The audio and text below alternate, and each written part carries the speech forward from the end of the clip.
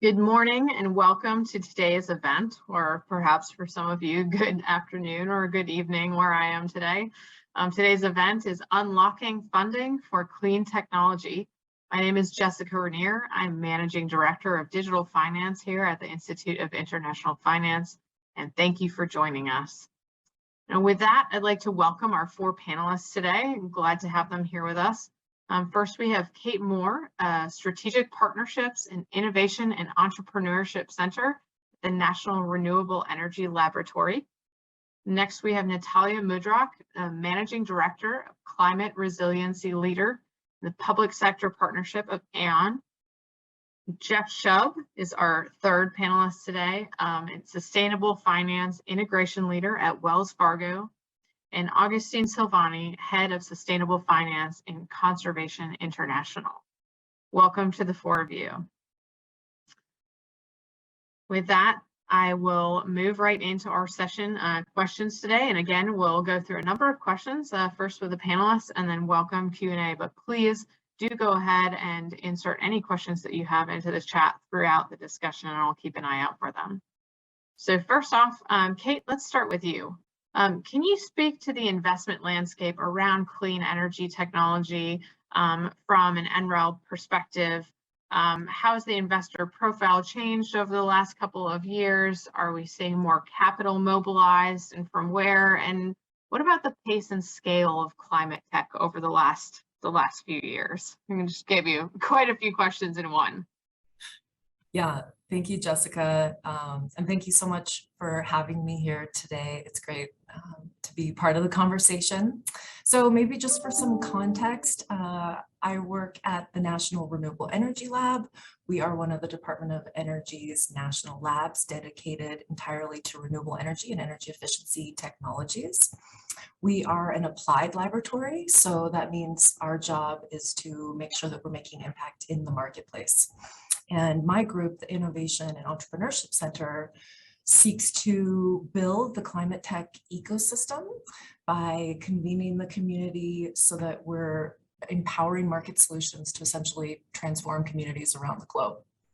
And with that, we work closely with the investment community as a key stakeholder in the ecosystem.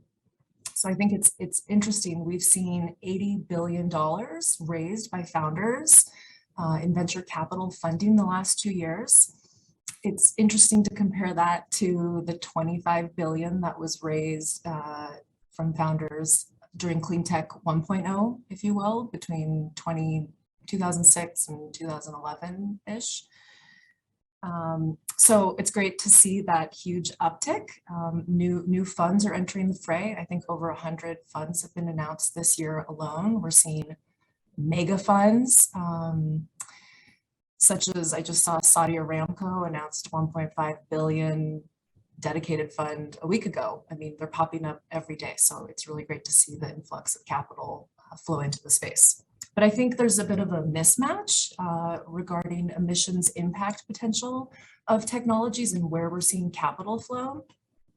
For instance, solutions that are tackling industrial emissions, carbon management, built environment, they're not seeing the same amount of capital as, say, transportation, micromobility, electric vehicles. And I think in this gap is where we see philanthropic funding entering the fray with non-dilutive capital, where these sources of capital are being deployed to help address persistent commercialization barriers.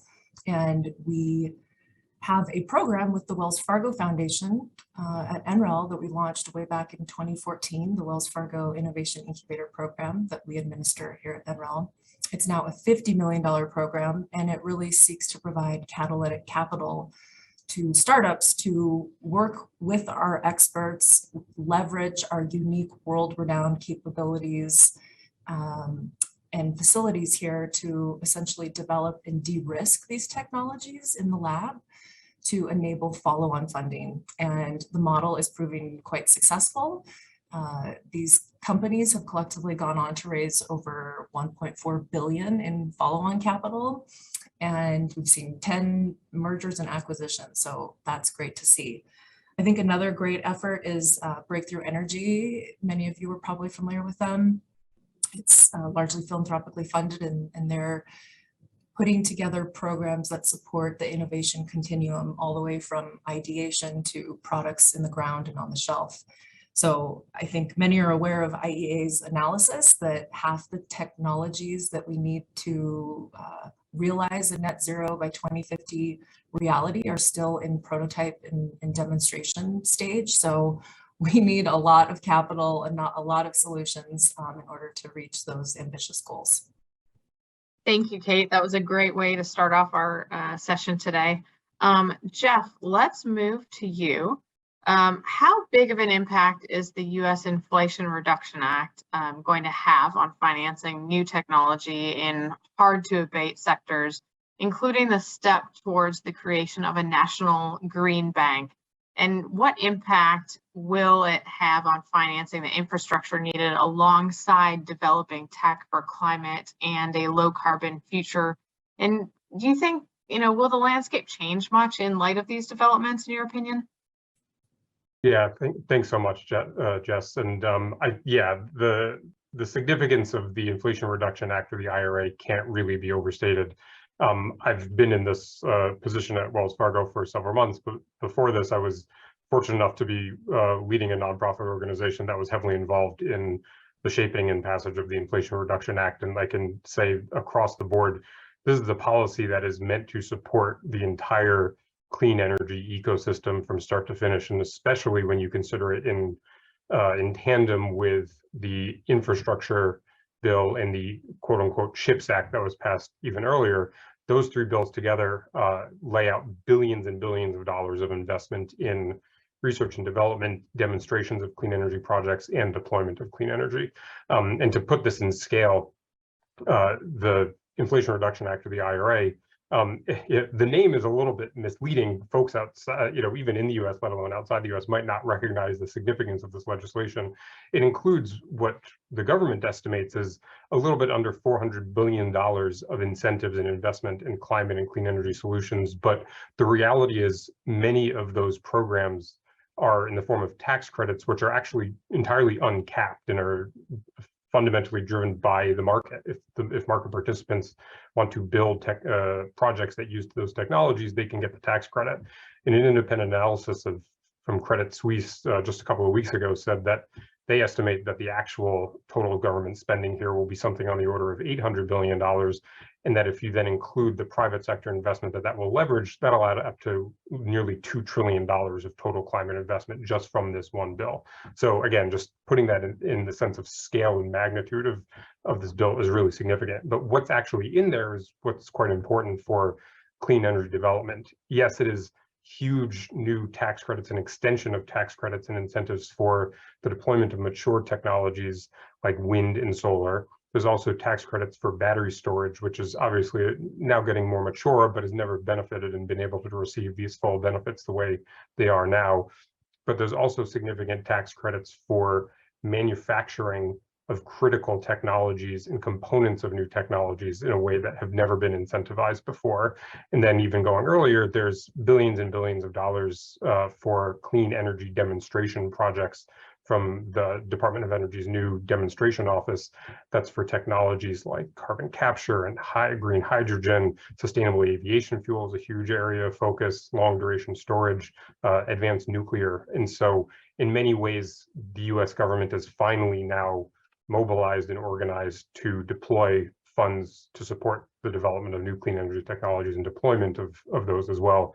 And from the private sector standpoint, these are all oriented towards incentivizing and crowding in private capital. And so from Wells Fargo's perspective, I can say in real time, we are evaluating and analyzing this law rapidly and already seeing significant client interest in folks who want to learn, like, how can we take advantage of these policies and move forward on manufacturing or deploying projects that are specifically targeted in this legislation. Sounds like certainly a lot to be considered. Natalia, let's move on to you next. What about the role insurance can play in decarbonization efforts by scaling investments into innovative technology solutions? Sure, happy to address that question. But first, thank you, Jess, the IIF and the Wells Fargo team for hosting this dialogue. I think it's extremely timely. I think one way to think about your question and is to consider how insurance industry could help play a role in the context of facilitating transition to net zero, but helping to enhance the bankability of renewable energy and clean technology projects. And I will be happy to illustrate with some real life examples. But before I do so, I think it's important to note that it's often underestimated or underappreciated just how much technical expertise, engineering and risk expertise resides within the insurance sector and could be really helpful as part of this dialogue. So I joined Aon about a year and a half ago, and I found it fascinating to learn that we have hundreds of engineers. These are the people who have spent decades of their life working on wind, solar, geothermal projects involved in all stages of project design, from construction, operations, decommissioning, and so on. And there are also teammates who have spent decades of their life working in heavy emitting energy and power companies and helping them to transition to green. So these are the people who are now working on decarbonization technologies, some of which we already reflected on: hydrogen, carbon capture and storage, and so on. So it's that marriage of deep engineering expertise as well as insurance acumen that could be quite powerful to creating these bankable projects. Now, two examples that I wanted to share. One is an instance where we were helping an infrastructure client to increase credit rating on publicly issued debt for a major infrastructure project that they were leading. The client was looking at a broad range of risks that could potentially impact financial performance of the project. And in particular, there was a concern with subcontractor default if in case a major event will happen and something will go wrong. So we structured a subcontractor default insurance, which actually helped the client achieve a higher credit rating and improve the bankability of the project.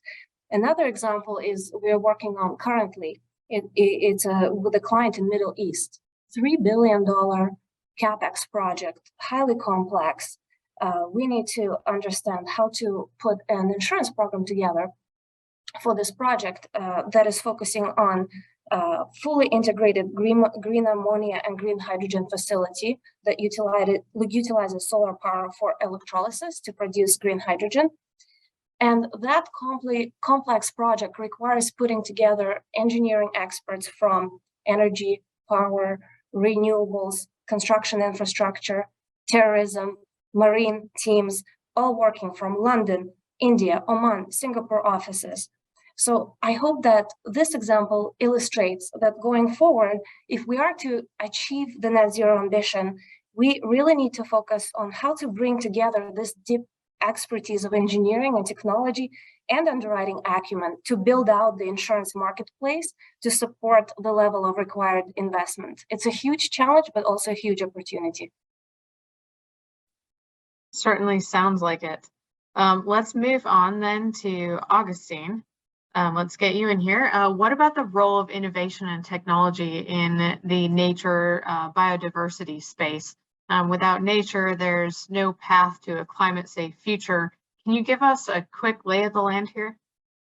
Yeah, thanks, Jess, and thanks for letting me bring the voice of nature here to the conversation, because a lot of times there's a bit of a dichotomy that I see. It's sort of technology on one side and nature and natural solutions on the other, when in reality nature is a technology, right? Even now, about 70% of all new drugs come from nature. They're derived from nature. And I think you can extrapolate that too into climate. So there's a lot of solutions right now that are available to us that, Mother Nature has been developing over the last billions of years here that we can take advantage of. And unfortunately, we've all seen the kind of the headlines. We're in a biodiversity crisis. We're increasingly losing more of the Earth's forests. The Earth is turning into natural systems into a climate source rather than the sink than it should be. By 2050, there'll be more plastic than fish in the ocean, et cetera, right? So there's a lot potentially to get depressed about, but that's the opposite is exactly there as well. So if we didn't have these forests, these large carbon sinks, we would have already blown way past the 1.5 degree world, right? So nature is already playing a huge role in helping stabilize the climate and these solutions.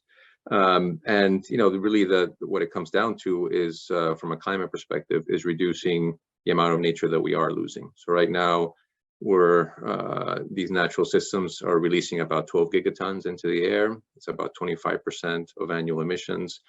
If we need, what we need to do to get to our climate objectives, and it's called the carbon law for nature, is essentially reduce by 2030 the emissions from land use. So go from 12 to 0. From 2030, 2040, turn them into a net sink of 5 gigatons, and by 2050 into a net sink of 10 gigatons a year.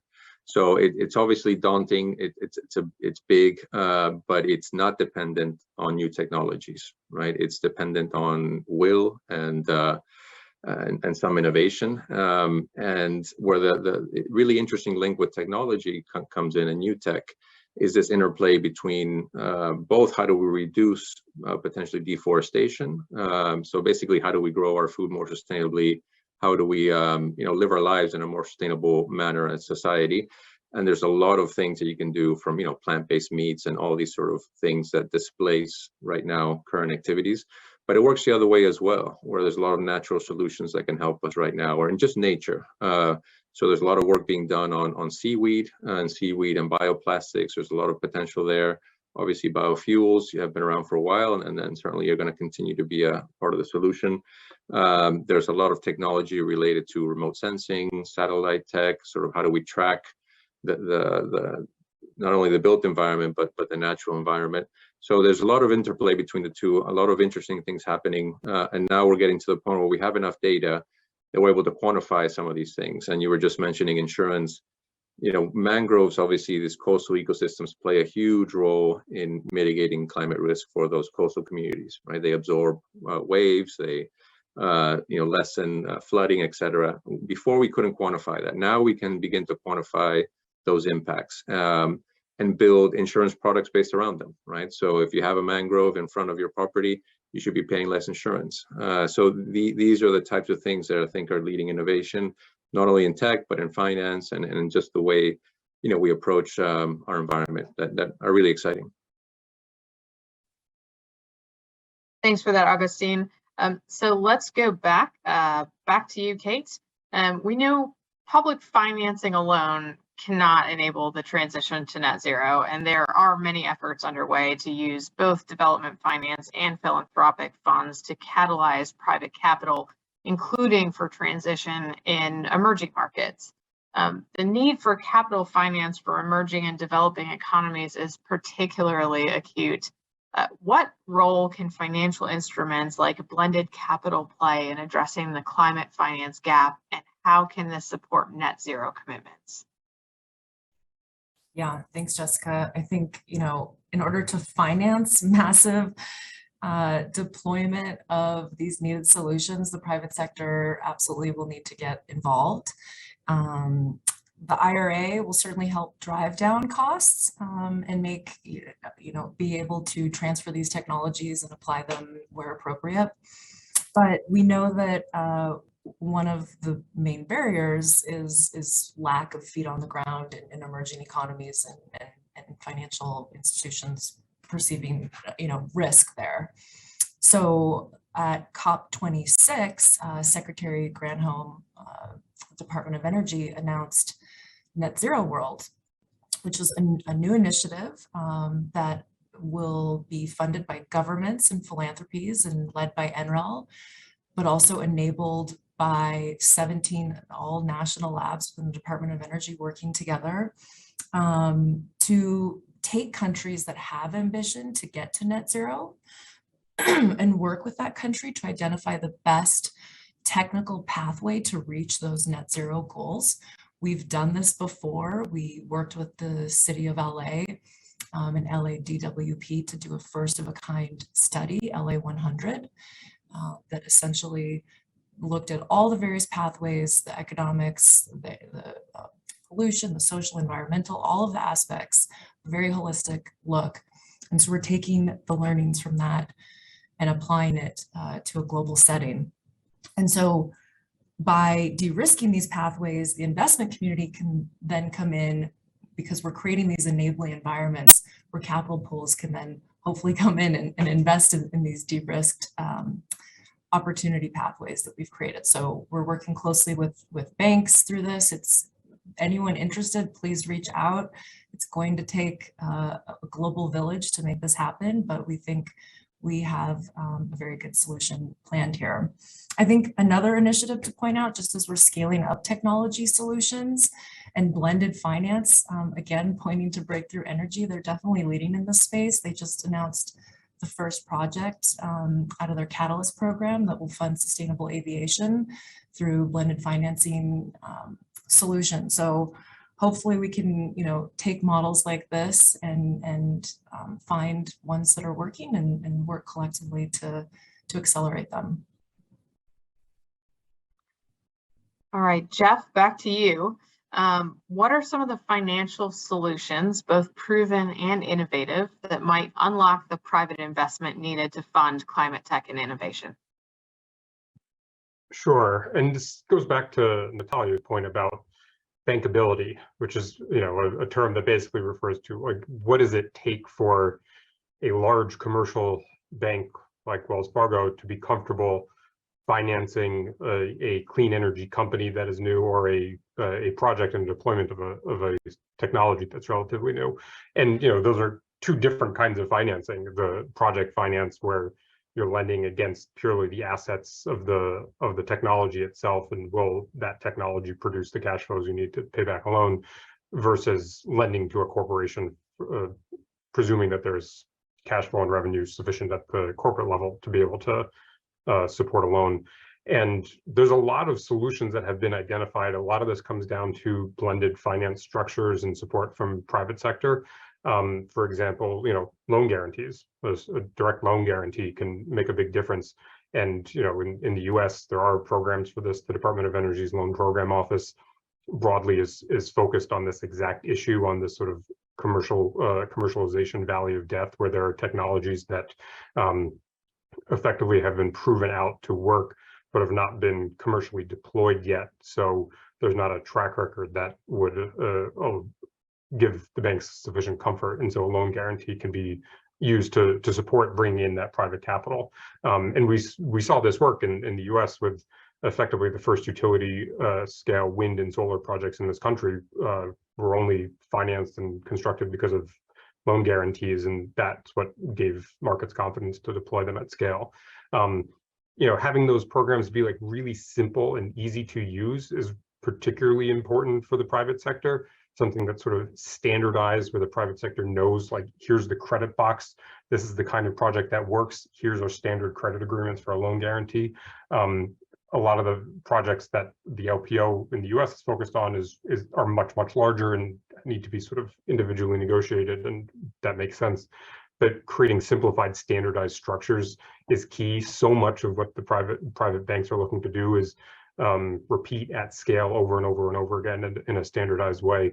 Some other interesting solutions are about sort of hitting on this differentiation between financing the technology versus financing the company. So there might be a project, for example, where the technology is proven, we know it works, but the company itself, the developer of that project itself, is not yet bankable through a traditional credit lens.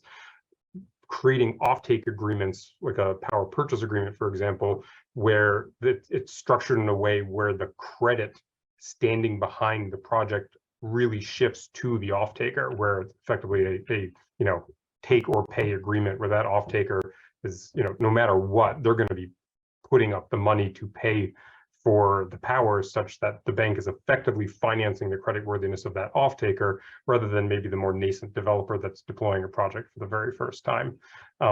And then lastly, there's an entire ecosystem of green banks in the US. There's a new national green bank that's being stood up that are really fundamentally quite similar to development banks around the world, where you can envision even more flexible blended finance structures, loan loss reserve, subordinated debt, first loss mitigation structures that can be plugged in to support innovative structures to get these projects to bankability for the private sector. So Augustine, can you speak to the role that voluntary carbon markets can help play in the green transition, including in supporting net zero commitments, flows to emerging and developing economies, and protection of natural capital and biodiversity? Sure, and then I mentioned it's sort of an exciting time, and I think voluntary carbon markets are certainly part of that, right? It's really it's a nascent market, even though it's been around for about 20 years. It's really taken off over the last 2 years and become much more structured and formalized. And it really, what's exciting about it is it's a new source of capital that didn't exist before, right? So it's basically corporate stepping up in a way, kind of making up the shortfall for lack of government regulation and lack of kind of overarching carbon frameworks across the world, and taking voluntary action. So about 80% of the Fortune 500 companies, I believe, have made net zero pledges, and carbon markets are a way of helping them get there more quickly, right? It's not a disincentive to invest in decarbonization. It's quite the opposite. It's a way for them to do something about their emissions right now while they work on the clean tech and these clean solutions that are going to take years to develop. So it's really a kind of a win-win. And I mentioned a new source of capital. It's a way of financing some of these riskier projects, let's say new technologies, new sort of emerging ideas that have climate outcomes, right? So it's tapping into that direct demand for sequestration, for reductions that didn't exist before. And you can see how that could immediately change the economics of a project on its head, right? Especially when you look at even in technology. So there's no real reason to create a CO2 scrubber, right? Sort of that there's no financial reason to do it. When somebody's willing to pay you for that, there is. And that's a sort of change we're seeing, especially in conservation and land use, where in the past it's been an unfair choice essentially. So if you have property, whoever you may be, a community, a government, really the only way to generate income from that land is to develop it one way or another, is to exploit it. That's because a dead tree is worth more than a living one, right? That's just how our economy works today. Carbon flips that on its head and gives people the choice and at least the option to maintain those stocks and to be compensated for that. So that's driven a whole new range of technologies of sort of restoration, reforestation, and conservation that before just didn't exist. And right now it's again, I said it's emerging. It's about a $2 billion market. We expect it to grow 15-fold by 2030. That's sort of projections by McKinsey and others. So it really has a lot of potential to incubate new ideas and to push a lot of this financing to emerging economies, because that's where the carbon is, at least in natural ecosystems. That's where the bulk of the world's carbon is. So you can see a huge sort of transfer from north to south that can help these countries develop in a different way than the north essentially has. So again, it can be a bridge to a greener future. It's not a silver bullet.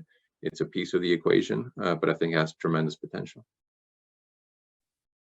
It's not a silver bullet, as so few things I think in tough problems are. Silver bullets are tough to find oftentimes. Natalia, what are some of the innovative ways that the insurance industry is helping the voluntary carbon market scale to its necessary potential then? Yeah, sure. And I just wanted to say, Augustine, excellent context. I think it was around this same time last year that we saw so many commitments to net zero being made by public and private sector entities, and a huge explosion, as you mentioned, in interest in voluntary carbon market transactions, right? And I think it's important to mention that there is appreciation that carbon credits should be utilized to address the residual emissions that otherwise simply cannot be attainable to get to net zero otherwise. And I'm glad you mentioned the great increase in sales that we've seen, $2 billion market last year, projected, like you said, to grow to 50 billion by 2030. but there are various risks associated with carbon offset transactions. So we've spent a lot of time kind of understanding what are project developers. So these are the entities who are protecting and restoring natural assets like forests, mangroves, coastal ecosystems, and so on. What are they concerned with? What are the key risks that they worry about? What are the investors concerned about? These are the people who are trying to scale finance into the projects, perhaps do more business in emerging markets, as you mentioned, Augustine, and buyers, registries, and various intermediaries who are engaged in facilitating trading and settlement of these transactions. What are their top concerns? And we at Aon were focusing mostly on voluntary markets, B, nature-based solutions, just because approximately 75%, maybe more, of transactions that are right now taking place on voluntary carbon markets are nature-based solution transactions. In the future, of course, it will change. Technological removals will gain more traction, but right now it's nature-based solutions. So from that context, just sharing a few top of mind risks that the various entities we've been engaged with indicated as primary concern. Number one is natural disaster risk. So it's forest fires, droughts, windstorms that can cause damage and destruction to natural assets, the very assets that are supposed to be sequestering carbon, delivering other benefits, and resulting in carbon revenues. Environmental risks is another area of concern that's frequently raised. So that includes pest infestations, disease, pollution. For example, as it relates to mangroves, it could be an oil spill that could again cause damage and destruction to the mangroves. And then political risk. Political risk, it's our clients are raising concerns with expropriation, breach of contract, and government actions that could actually deprive project developers and investors from the rights to sell carbon credits generated from the project. That has been raised as one of the top concerns as of late. There are, of course, other risks like carbon credit invalidation, wrongful projections that lead to under-delivery of carbon credits, pricing risks, cyber attacks on carbon credit trading systems, and so on. But I would say that more often than not is the political, natural disaster, and environmental risks that rise to the top of concern. And this is where we're spending most of the time creating insurance solutions and working with our carriers to do that. And I think the belief is that through this insurance innovation to help address some of these risks, it's possible to then enable greater flows of finance to go to the nature-based solution projects, and perhaps to help investors go to the areas where they may be hesitating to go today, where conservation finance is needed the most. And to Augustine's point, it may include emerging markets. Again, this is another challenging area, but there is a big opportunity that exists to help unlock more money going forward towards decarbonization solutions through de-risking of some of these projects. So Natalia, let's stick with you for a moment. And I know you started touching on, or you did address some of this next question here, but perhaps further, technological innovation is key, as you recognize, to realizing a low carbon future. Did you want to elaborate any further on how Aon partners with other firms or organizations or startups in a kind of in a tangible way to further that innovation and help fund these new clean tech developments? Sure, and I think I will go back to Kate's point that I think she made at the beginning, and Kate mentioned that International Energy Agency notes that most of the carbon emissions reductions through to 2030 rely on technologies that are already on the market and exist today. But by 2050, almost half of these carbon emission reductions will have to come from technologies that are in demonstration or prototype phases.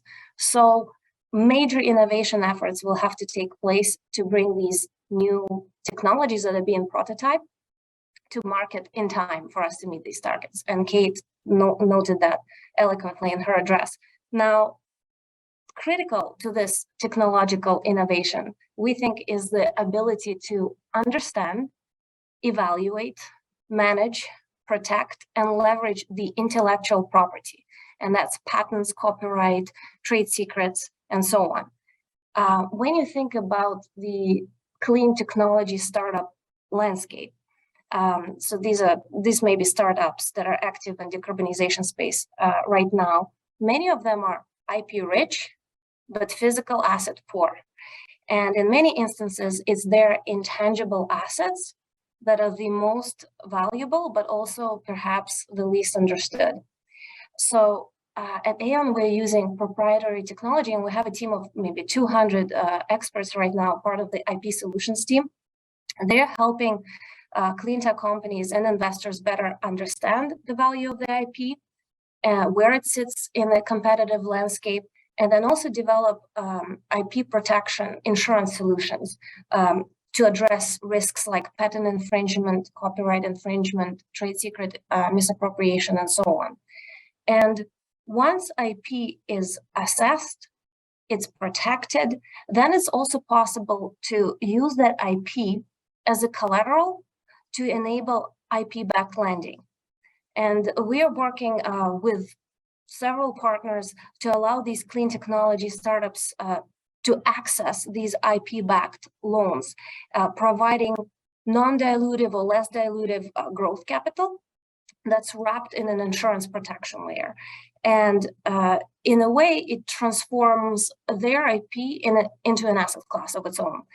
And the practice started maybe 18 months ago, and to date have been able to facilitate over $1 billion in lending using IP as a collateral. And I hope this is a good example, Jess, as how innovation in insurance solutions has the potential to even unlock new forms of financing to support clean technology deployment that perhaps didn't exist before. There's some great examples, Natalia. Let's go back to you, Augustine. Conservation International has done a great deal of work in identifying and mapping high carbon ecosystems that would be extraordinarily difficult to replace. Can you speak to how you're using this work to protect nature and how you support and partner with local and indigenous communities to protect these really fragile ecosystems? Yeah, absolutely. And you know, we've known that nature and these ecosystems need to be protected, right? For it to meet our climate goals. What we didn't know is where they were, honestly. That we had an indication, it's like, okay, the Amazon rainforest, right? Everybody knows that. But we didn't have the level of detail and granularity needed to actually use it as a roadmap or as a strategic sort of planning document. Even thinking as an investor, sort of, what is my investable set, right? What's my opportunity set? Now we do. So technology, mentioned remote sensing before, we've been able to map, and it's not just us, it's obviously a coalition of NGO partners and governments. We've been able to map the globe and these natural ecosystems into what we call irrecoverable carbon. So these are places in the world that have an exceedingly high carbon content, and that cannot be replaced on any meaningful human scale, right? Time scale. So these are places like peat. You know, a lot of peat soils contain huge amounts of carbon, but it's taken them millions of years to deposit and to grow into that. So obviously, once it's gone, it's gone. You can't replace it. Same with old growth forests and other ecosystems like that. Obviously, there's more ecosystems. There's things like permafrost that are sort of the same, but we don't put it into that category because right now we don't know what to do about it, right? We know how to protect peat. We know how to protect old growth forests. Permafrost, not so much. And hopefully we will at the time. But even taking that aside, you know, it represents a surprisingly small amount of the earth. We're talking about, you know, I think it's 2% of the earth. So it's in actual acres, it's a big amount. But when you're talking about all of the land of the world, it's actually a pretty small amount. And that lets us prioritize and directly sort of focus the interventions to those areas. And when you zoom in, unsurprisingly, what you see is usually territories that are controlled or sort of managed by indigenous groups. They've been there for thousands of years, and they've clearly done a great job in managing that area because it's still there. What they don't have is a sustainable path towards development. Right? These are usually the poorest of the poor and sort of very remote areas, hard to reach, and obviously they're looking to grow in the same way any of us would want for our children, etc. So these become human projects, right? These are not nature projects. These are sustainable development projects, and that's where the interlink again with technology comes in. Is in most of these places we're able to deploy with partners solar, satellite internet, all the things that you would need and that they would want to be able to access the outside world and have just be more connected and live more sustainably. And it's been working really well. So we've been doing it with a collection of partners. Obviously, CI is just one NGO in the mix. There's a lot of high quality operators on the ground across the world. And I think now is an opportunity that we didn't have 20 years ago, because when you start layering all of these things, we know where nature is. We know how to finance it with carbon potentially. We know how to meet the needs of the communities with all these new technologies. Then it becomes pretty compelling, and it becomes something that's actually attainable. And we talk about a green development path. Well, that's exactly it, right? It's development based on conservation, which is something that's never existed before. And yeah, I think it's has a long way to go, but we're certainly on our way. I really love the identification that these are really human human projects and human issues to think through, not just the technological aspect of the issue. I am going to go back to Jeff at this point. If people do have questions that they'd like me to tee up, again, just a reminder, please put it back in, put your questions in the chat, and I will make sure to keep an eye out and bring them up. We have a couple more teed up as we get towards the end of the hour. So Jeff, going back to you, clean tech and climate innovation startups face an uphill battle to commercialization. How is Wells Fargo supporting companies and clients in overcoming this obstacle? And could you give us more detail on the Wells Fargo Innovation Incubator and how that is helping? Yeah, absolutely. And for us, the Innovation Incubator is something Wells Fargo is extremely proud of. We've been, as Kate mentioned, we've been a partner with NREL in supporting this initiative for nearly a decade at this point. So Wells Fargo, through this program, provides non-dilutive grant funding to startup companies to help them access literally like globally leading research experts to validate the technologies and the business models so that they can go out and raise venture capital and move towards growth and commercialization. And it's particularly focused in a couple of different areas, focusing on cohorts of companies that are in the sustainable ag space, built environment, building space, as well as affordable housing. And this lines up with the sectors where Wells Fargo is a leading lender and investor. We are very, very one of the largest banks for the ag sector in the United States, an enormous commercial real estate investor and mortgage company for residential housing, as well as a large investor in affordable housing in the United States. And so we're supportive of these companies from a clean tech and a climate perspective, but we're also cognizant of the importance of these sectors for our own business long into the future. And so for us, the Innovation Incubator and our ability to sort of be a part of that process of selecting the companies that come into the cohort and collaborate with NREL is just a really exciting program for us that lines up with our values, our sustainability objectives, as well as our business objectives. And so it's a really fantastic way for Wells Fargo to continue to support clean tech companies. We also sort of through IN2 and a couple of other efforts really focus on sort of advisory and connectivity. We know that for startup companies, funding and capital is essential, but so is networks and being able to connect with experts and advisors and other technology companies who are in similar positions, and have effectively built a very large network of incubators and accelerators from across the country that work with and feed into IN2 as well. But we are a bank, but we do actually have mechanisms through which we make direct equity investments into companies that are in earlier stages or development stages through our strategic capital program, as well as Norwest Ventures, into which we are an LP. And we've done some ag and food tech investments through those vehicles too. So even though we're a bank that's primarily focused on scaling and deploying technologies in companies that are quote unquote bankable, we do see the entire value chain and recognize the need and value of our participating in the development of clean tech up and down the value chain. It does not mean there are not still problems and barriers, some of which we've identified here, but we're excited about sort of the opportunities for innovation and innovative financial structuring to do more in this space, particularly coming off of the passage of the Inflation Reduction Act, which broadly is going to make opportunities to scale and support clean tech even easier for a bank like Wells Fargo. Okay, let's get back to you then. NREL's annual Industry Growth Forum provides clean energy innovators and opportunity to maximize their exposure to receptive capital and strategic partners.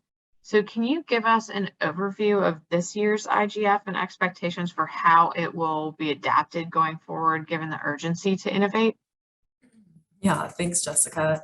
NREL's Industry Growth Forum is the longest running clean energy conference of its kind. It's been going on over 30 years. It started off as a conference table with investors and startups. Investors were pinging NREL, wanting to find the latest, greatest inventions. Founders were trying to find sources of capital, and we realized this need and gap. And so we used the convening power of the lab to pull these groups together. And today, the Growth Forum is the premier clean energy event. We have over 500 attendees, a very specific audience. We have active investors attend and startups that are fundraising, seeking capital. So I like to describe it as a 6-month program that culminates in a 2-day event. The event will take place May 2nd and 3rd in Denver, Colorado next year. But right now we are recruiting applicants, startups from around the world to apply, to present. We have 40 slots where our investor selection committee that we are also recruiting for. So if there's any investors out there or startups, please reach out or check out the NREL Industry Growth Forum website. We rely on our investor network, about 200 investors review, score, select the ultimate companies to participate. So it's a lot of value for a startup to apply because you get 400 eyeballs on your application. They give you feedback through that process. There's one-on-one speed dating on site to facilitate those connections early on and decide if there's something worth discussing or if maybe this isn't a good fit. So it's very efficient. And it's important to note that the Growth Forum technology themes extend beyond NREL's mission space. So we are not a nuclear lab, but we showcase nuclear technologies, for instance. Ag tech, Jeff mentioned we work in that space. Interestingly, we actually work with the Donald Danforth Plant Science Center to do that technical assistance. So we'll bring in ag tech companies. So don't think that if you don't think you're aligned with NREL, then you shouldn't apply. We know investors are interested in all of these solutions, and we want to connect them with vendor solutions. So yeah, and I would say the urgency of the problem is forcing us, to think larger in terms of the community that we convene. It's largely been venture capitalists, but we're seeing more and more later stage investors contact us wanting to understand emerging technologies, investment opportunities. So we want to make room for them as well. So this next one's on political risk. How might you reflect on the need to address political risk to unlock more finance, more clean tech and emerging and developing markets. Let's start with Natalia here. Any reflections? Yeah, sounds good. I think I will go back to the favorite report, it seems, that we're all citing today from International Energy Agency. When you read the section on emerging and developing economies, IEA reflects that today energy investments in these economies primarily rely on public sources of finance, but they're going forward more and more private sources of finance will need to be unlocked. And they provide statistics that by the end of 2020s, so this decade, annual spending on clean energy in these economies will have to expand like 7 times to reach over $1 trillion per year, which is a lot of money. And so de-risking capital flows towards these markets will be important. And mosaic of solutions exists, and insurance can certainly be a part of this mosaic to help create more bankable projects and facilitate flows of finance. Our team was recently approached by an investment fund who were seeking to invest in an offshore wind project in East Asia.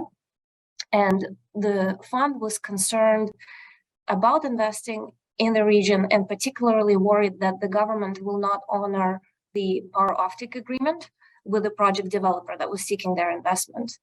And the investment fund first engaged an export credit agency to provide some political risk insurance coverage, but it was not sufficient. So they came to our team and asked to facilitate additional capacity from private insurance markets.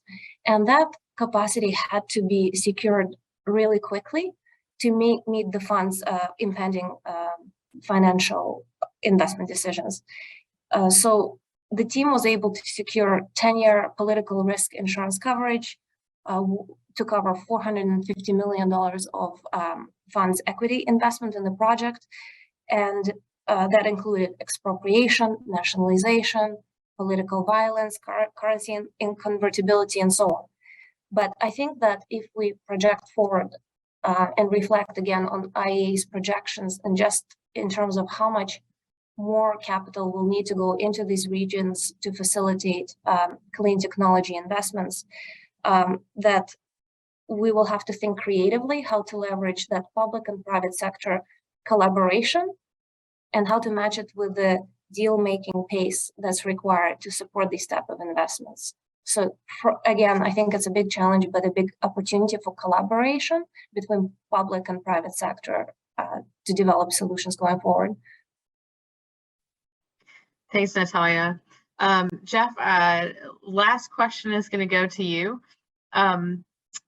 If you could have any particular data that you don't have currently at ready access today to pursue some of the projects that you have underway, what would that data be? What wish list would you give us? It's a really fun question. This isn't like a terribly exciting answer, but the truth is, if there was a way to get data on decades worth of technology performance when the technology has not actually been in the market for decades, that would make a really big difference for us. The ability for any large commercial bank, including Wells Fargo, to lend against and build a portfolio of and securitize and sell off clean energy assets, which is sort of the nature of a lot of this financing activity, depends on having a long track record of data. It's easy to be a large lender in the mortgage industry because there's so much data on loan performance, and we've seen that developing in residential solar markets. We're seeing it developing in commercial property assessed clean energy markets, which is a form of financing to allow building efficiency upgrades. But even in a lot of these cases, banks need many years worth of data on loan performance. And it's not really because there's an expectation that the technology doesn't work or it's not ready for prime time. It's that many of the loans themselves are for a very long period of time, and we need to see what loan performance and technology performance is. And so if there's any way to sort of like fast forward and cut to the chase on that, that would be really good. barring that kind of data access, it really comes down to again, sort of innovative blended finance structures where the public sector can take certain kinds of risk. And even, one topic that I was discussing recently with somebody in our sort of commercial vehicle business is, it is very well understood now that electric vehicles and some alternative vehicles on a sort of total cost of ownership basis are more cost effective for fleet operators than internal combustion engine based trucks. So it is a compelling value proposition to the customer. From a financing and leasing perspective, there's just a lot of uncertainty about the residual value of those trucks. There's just not enough known yet about how much a battery is going to be worth after a truck is used for 10 years and driven for hundreds of thousands of miles. That kind of uncertainty, which again comes, we get clarity and certainty around over years and years of performance. That taking on that kind of risk and uncertainty about residual values of electric vehicles is something that the government could do that again would be effectively the equivalent of like speeding up many years of actual performance and giving a bank like Wells Fargo the data they need to be comfortable to do this at significant scale. Well, I did tell you to wave a magic wand and pick whatever data you wanted. So I think that's a great set. With that, I think we're at the bottom of our hour. So we'll wrap up today. This concludes our event today. I want to thank all of our speakers for an insightful session.